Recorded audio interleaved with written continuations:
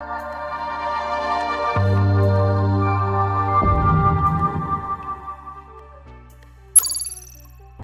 actually on this highway today, and because I really want to try to see the fuel consumption, so I just want to give you an idea about the fuel consumption. Well, a lot of people say it's not really important for this kind of cars because the buyers are all very rich. They're not gonna really care about how much money they're gonna spend on the fuel. So, but you know, in Chinese saying, they're saying like a fly eats meat. 苍蝇在小眼肉. It's not about the money issue. It's actually about you know, how you feel when you drive this car. If you really have a high fuel consumption, you're not going to be happy with it because you have to go to the gas station all the time. And for the people who have money, they have little time to spend in the gas station. So they don't want to spend like half a year during their whole lifespan and then stay in the gas station. So that's not the thing they want to do.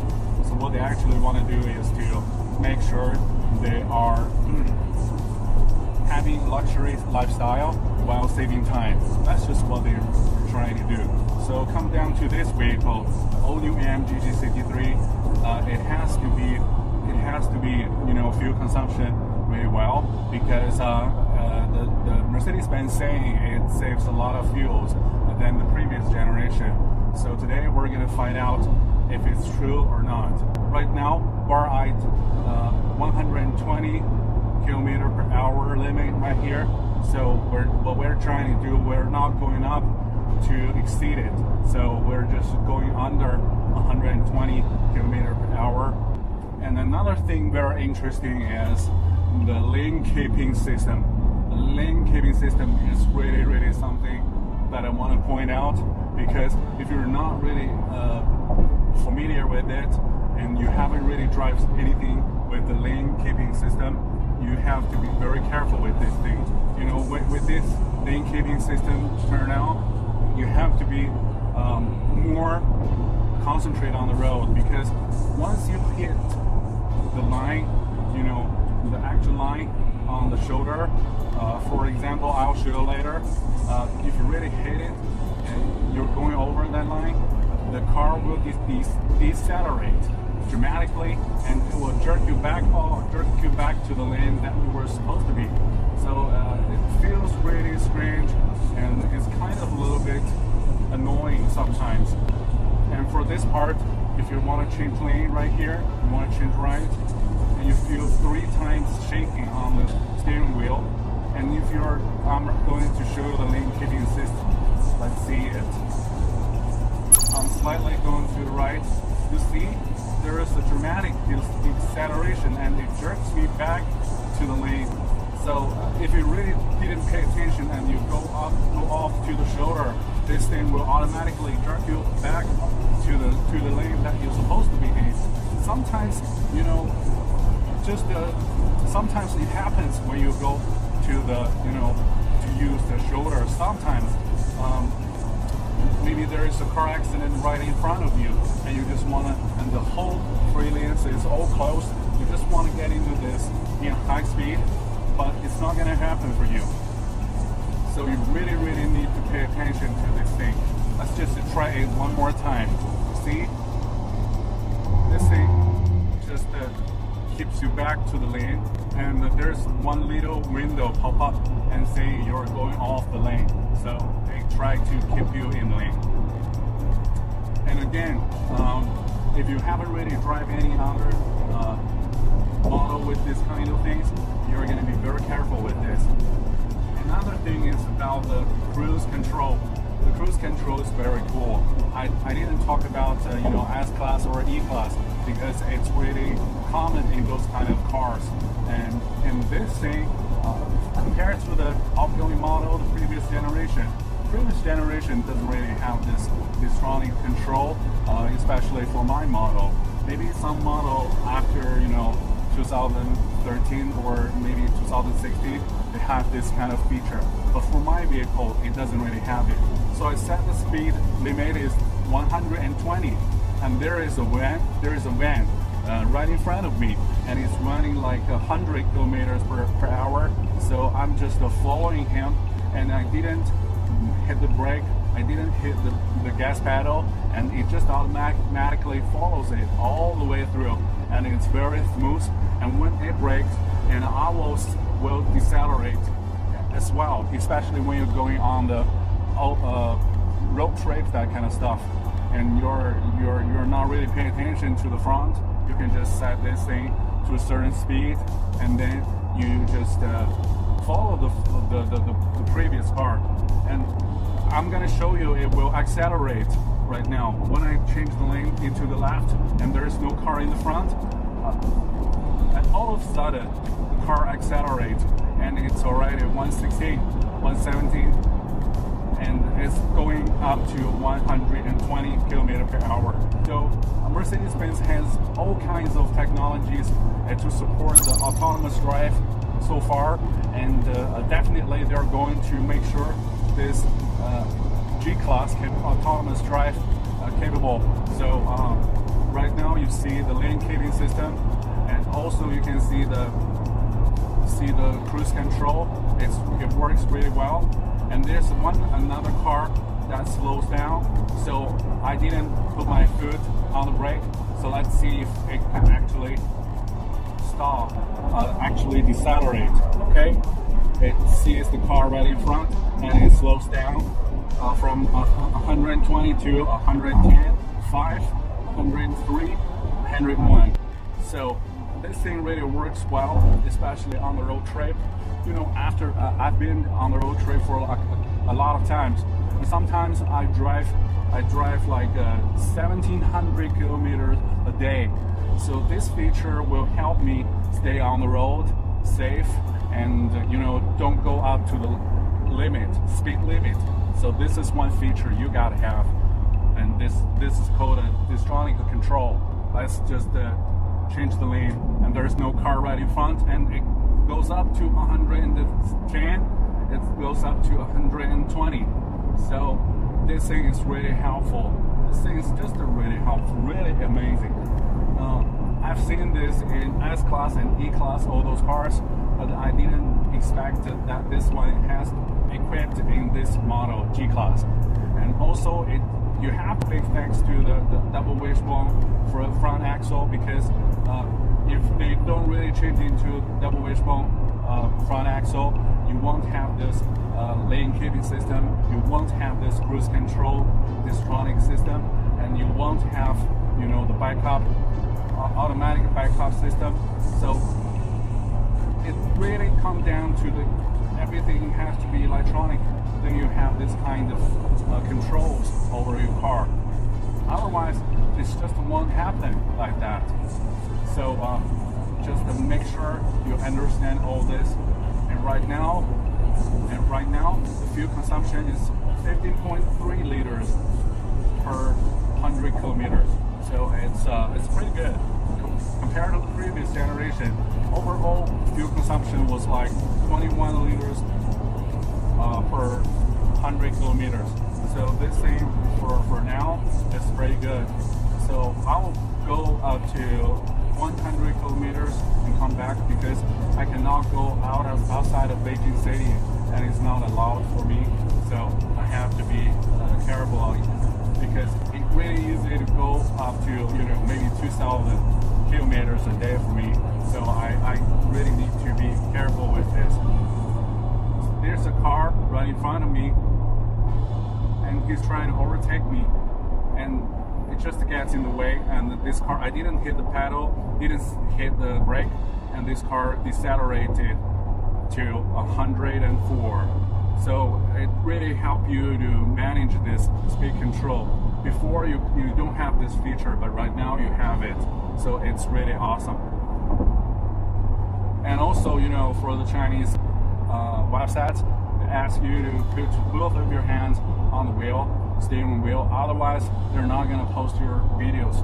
It's really ridiculous. People don't put their two hands on the wheel all the time. So, but it doesn't really matter. I have to, because I really want you guys to see this video. So for the most of the time, I'm just being stupid and put both my hands on the steering wheel. And I'll try the lane keeping system on the left and see what's going to happen. So I slightly go to the left. Okay, you see, this thing just jerks me back to the lane and decelerated about 2 to 3 kilometers per hour and trying to bring me back to the lane that I'm supposed to be in. So another thing is, when you try to go long road trip, you're gonna fall asleep and you're exhausted after wholly driving. When the sun goes down, you're not be that kind of energetic like in the morning. So what happens is you're just gonna fall asleep very easily. So with this feature, if you really go off the white lane, it's gonna keep you on the road, and it's sometimes it saves you, but also it scares you. It's double-edged sword. So what you have to do is to make sure you understand the vehicle very well and you know what to do with it. So I'll go to the right lane a little bit. You see the front car, it goes up to 120, so that's fine. I'm just following him because another white car trying to overtake me, and he's going up to, maybe 130, something like that. Another thing is, for the last couple of days, the way how it drives really astonished me, and I really love the feeling that I'm behind the wheel on this particular car, because it's really powerful, and when it accelerates, it's just like a beast, and it's faster than the previous generation, and it's got a whole lot different features on this car. So it's overall definitely better than before. Just a lot of people just have questioning whether it's still a G-Wagon. What I can tell you is this is definitely a G-Wagon. And talking about the off-road capability, it's also great. If you really want to go off-road, you don't drive this G63 because it's just so expensive, and it's just so the wheels and the tires, it's just not that right to do that kind of off-road stuff. Let's see if it works. This thing works on the low speed. This lane keeping system doesn't really work on the low speed. When we reach next the gas station, we're going to turn back and come back to Beijing. I don't want to go too far. Let's talk about the wind noise. It's really interesting topic. So the wind noise is really limited.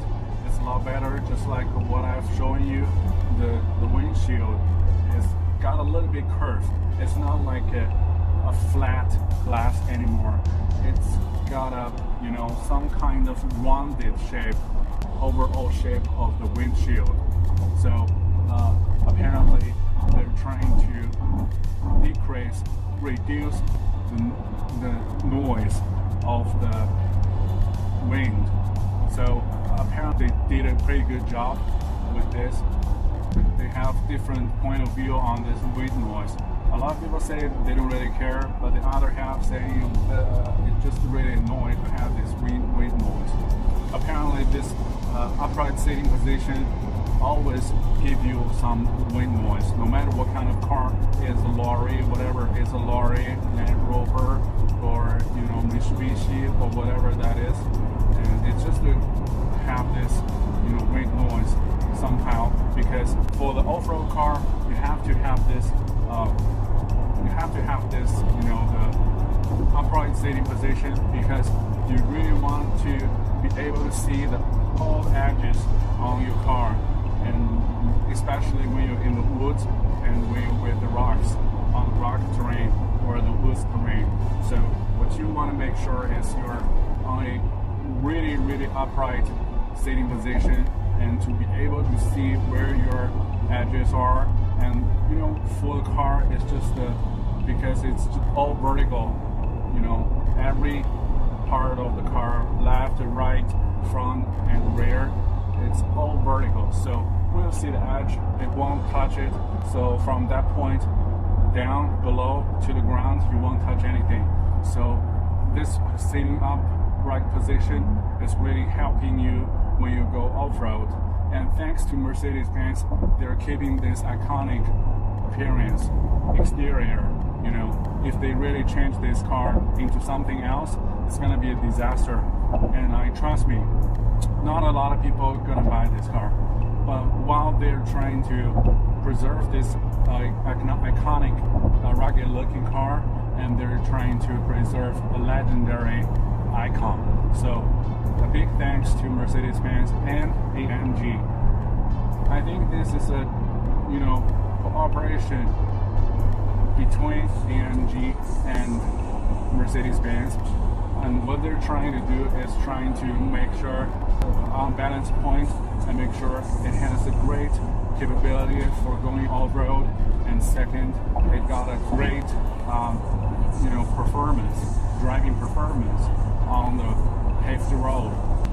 For this terrain, it's going up to the mountains, so it's definitely gonna bring up the fuel consumption, but it doesn't matter.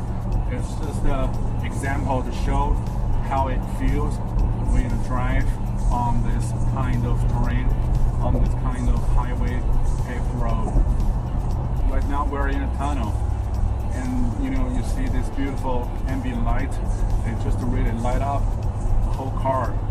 And especially when I talk about the car while driving, the previous generation is kind of dark, right? This portion of the dashboard and the cockpit, it's just so dark.